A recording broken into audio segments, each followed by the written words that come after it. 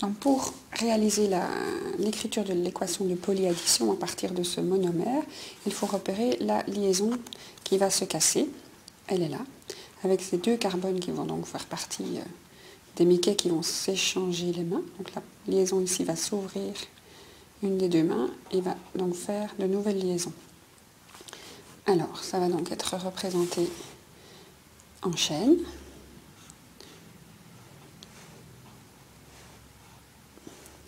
Et chaque fois sur cette chaîne, on aura une fois cet atome-là,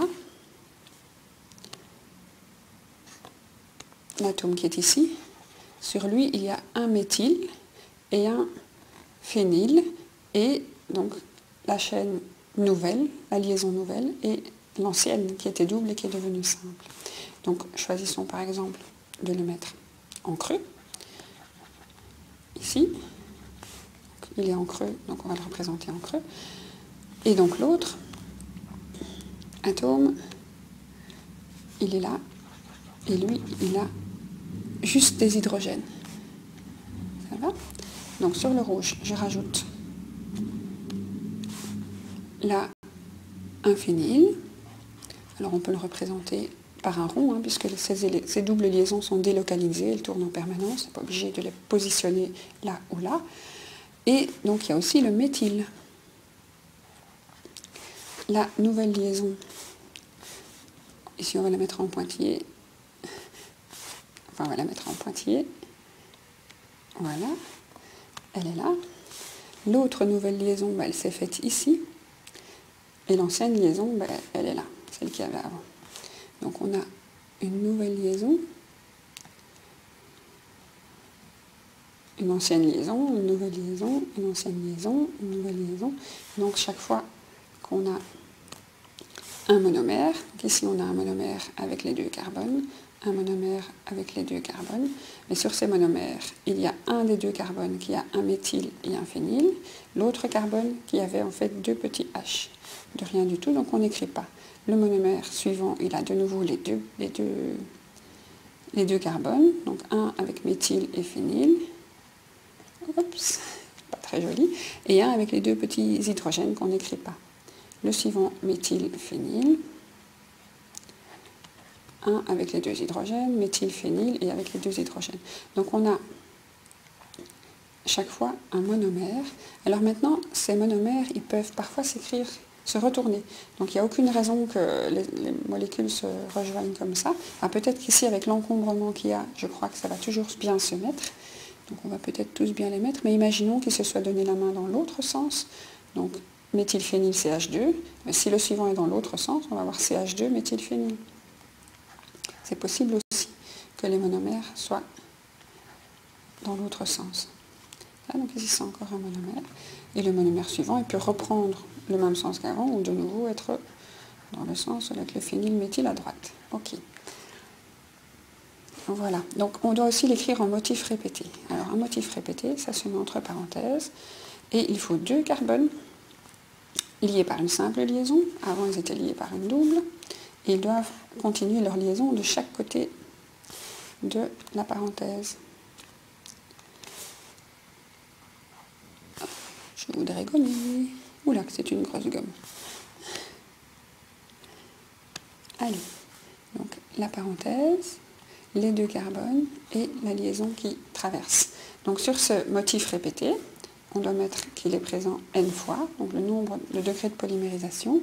Et donc sur un des deux carbones, on peut le mettre sur le premier, on met le méthyle et le phényl. Et sur l'autre carbone, on met les deux H. Ça, c'est le motif répété. Alors, qu'est-ce qu'on peut vous poser comme question de chimie quantitative sur les polymères?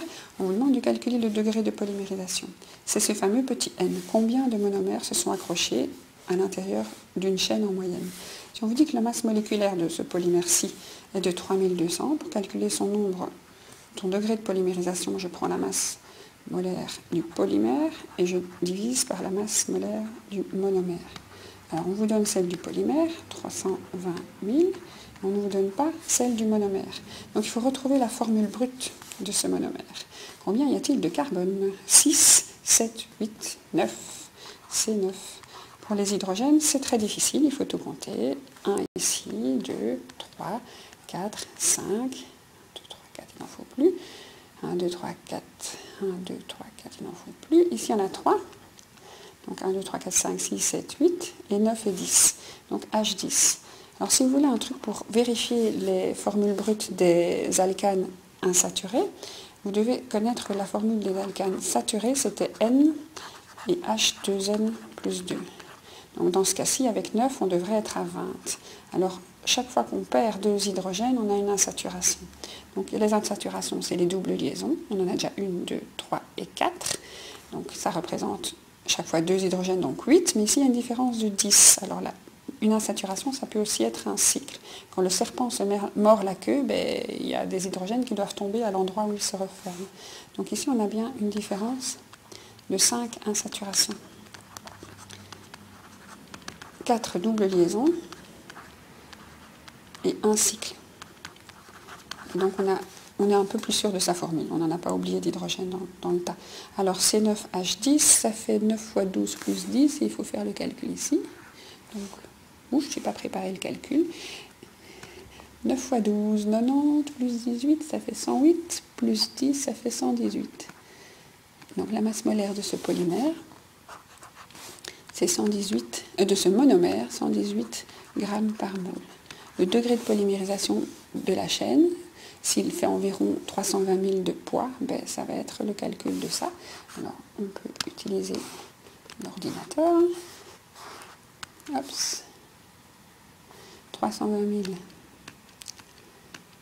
divisé par 118 et on aura la réponse. 2700 monomères se sont accrochés. Voilà. C'est un chiffre tout à fait théorique. 2711. Vous avez vu la réponse. Hein. 2711. Il n'y a pas d'unité, parce que c'est le nombre, donc il n'y a pas d'unité à un nombre.